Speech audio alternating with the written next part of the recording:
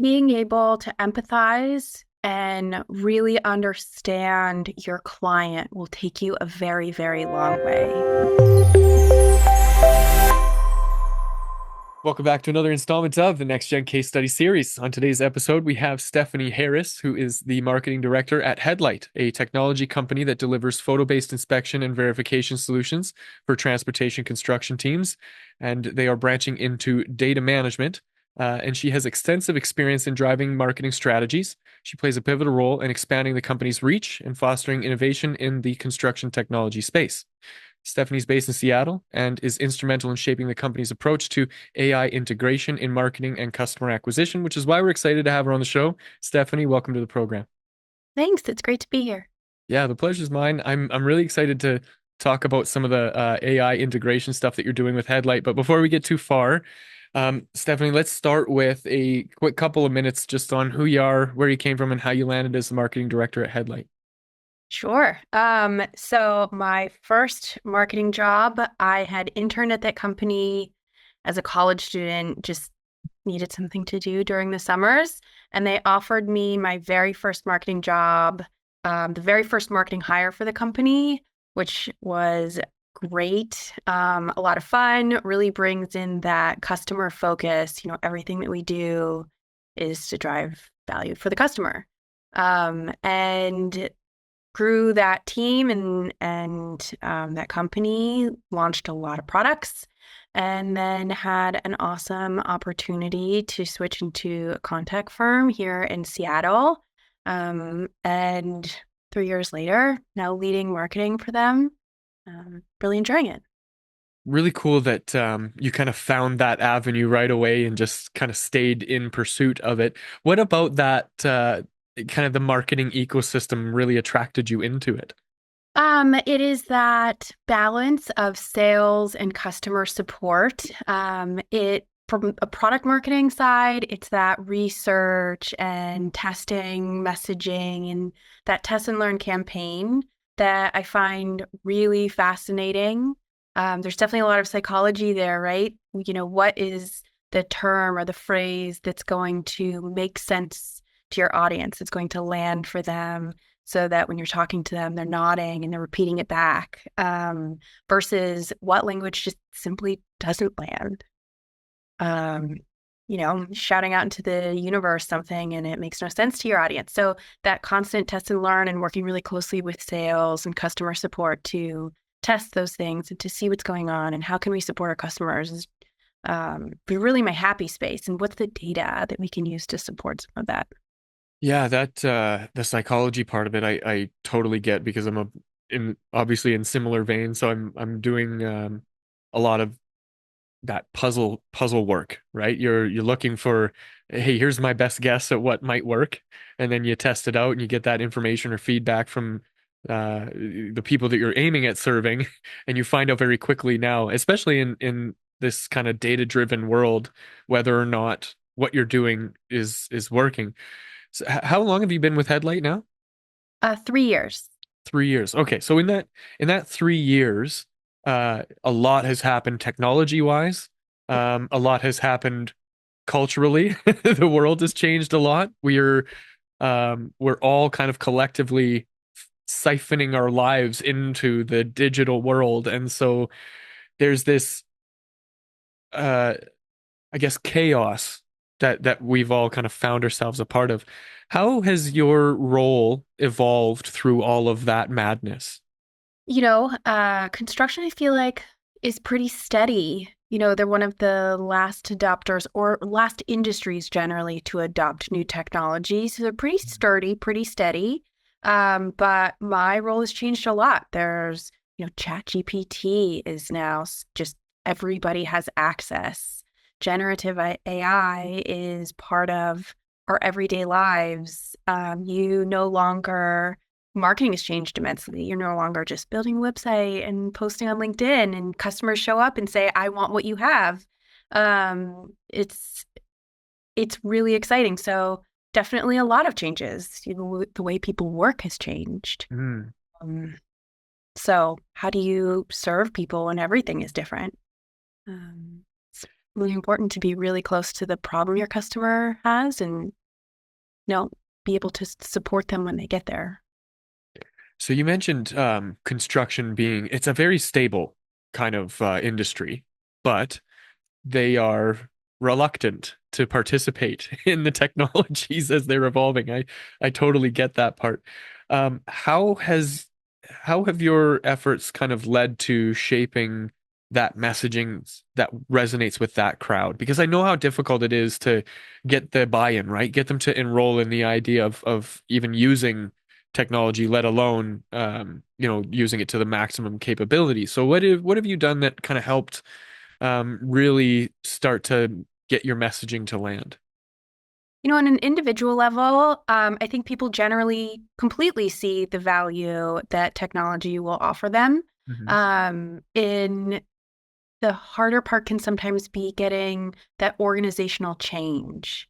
So helping teams to understand how bringing on technology isn't just a value to their individual day to day or to their team, but it spreads across the organization. So teams are not so siloed anymore. You have data that follows that asset lifecycle. So a bridge that might last for 70 years, the data from when they've designed it to when they built it, inspected it, maintained it, all of the contracts around it, all of the subcontractors. I mean, construction is chaos. So bringing some sanity and some clarity to that entire process that most likely spreads across multiple people in the same role. No one's going to have that same job for 70 plus years and then be able to design the next one, right? So Mm. um, they understand it, but there's change management there to help the organization move through that process. And it's not the fastest, naturally, right?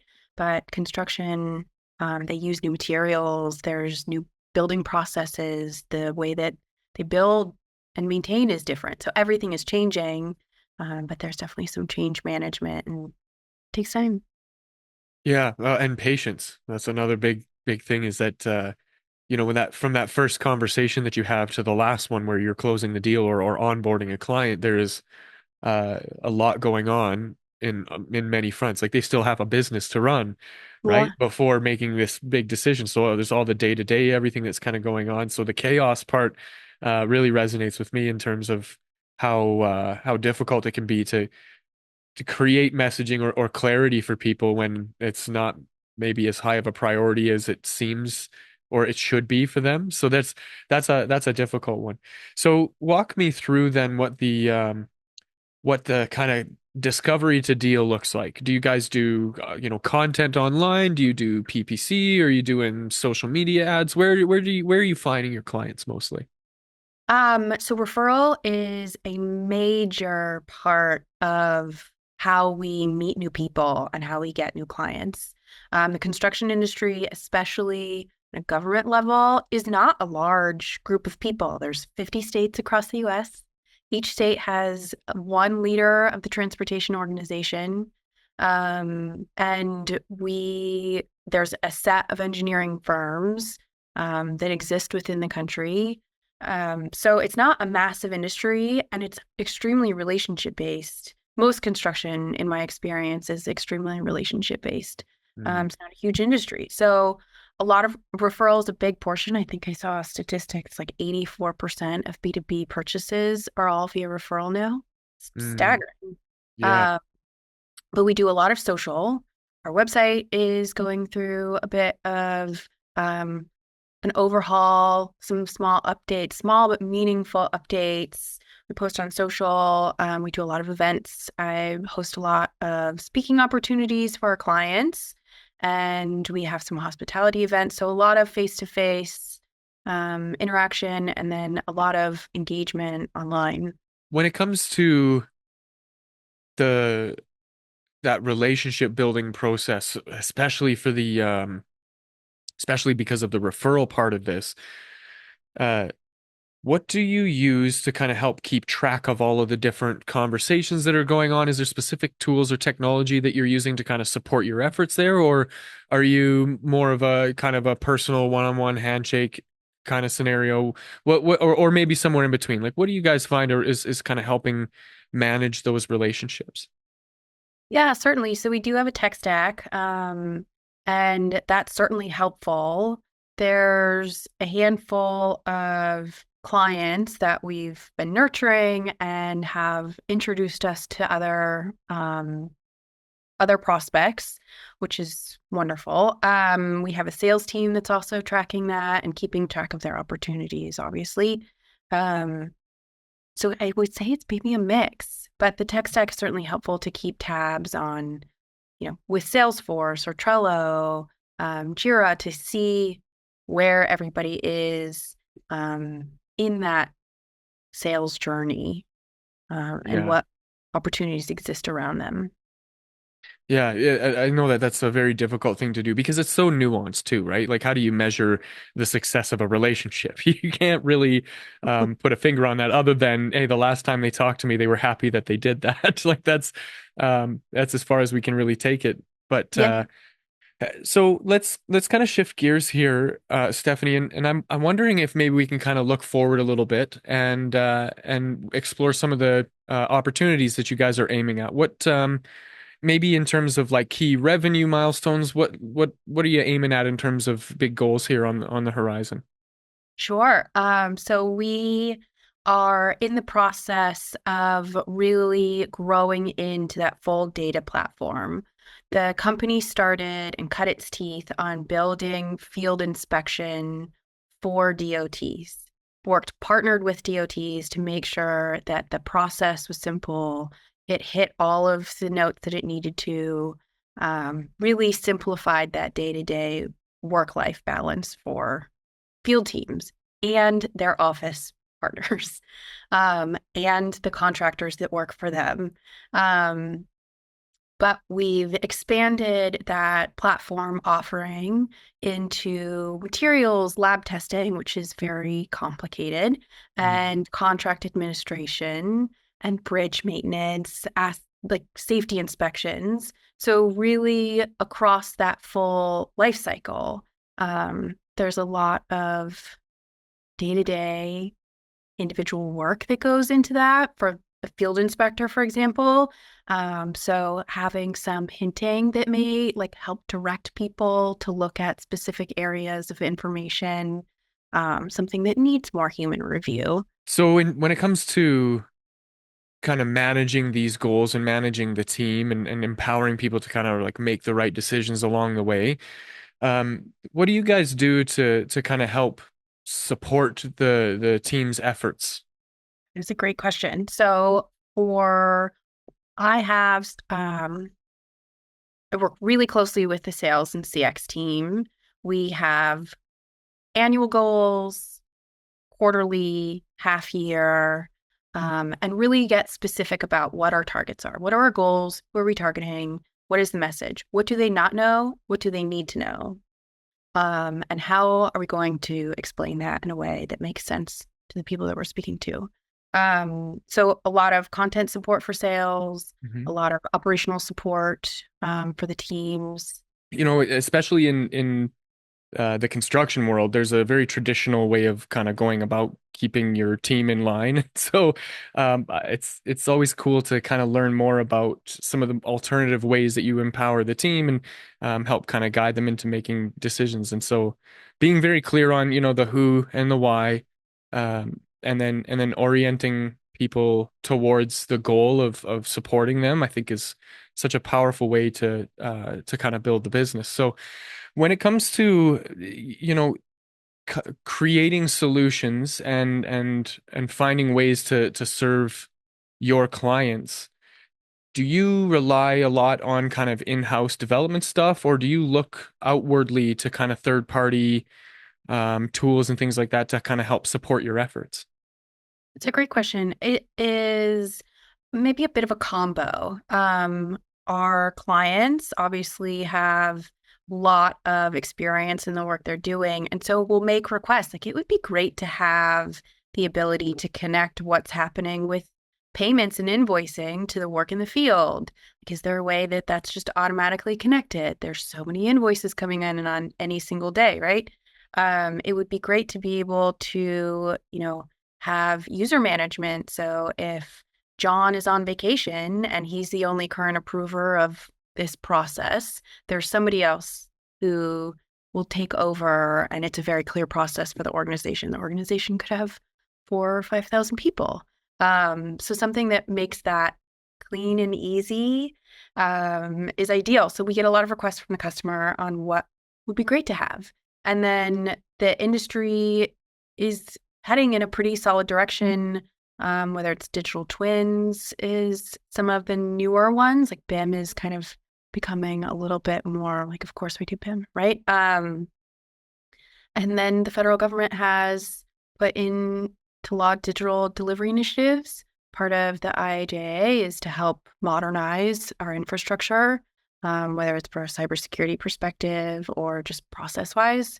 And Mm. there's funding that's gone out to adopt advanced digital construction management solutions. So it's helping the states to move in that direction and find resources really to be able to update and modernize their systems and their tech stack. So a little bit of both. Like the industry is heading in a pretty solid direction, but it's always nice to hear what would be the most impactful of these three things, right?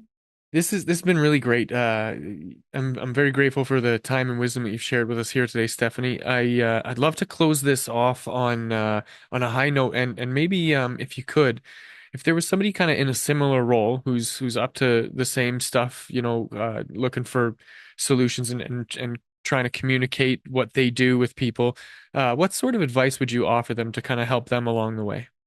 Being able to empathize and really understand your client will take you a very, very long way.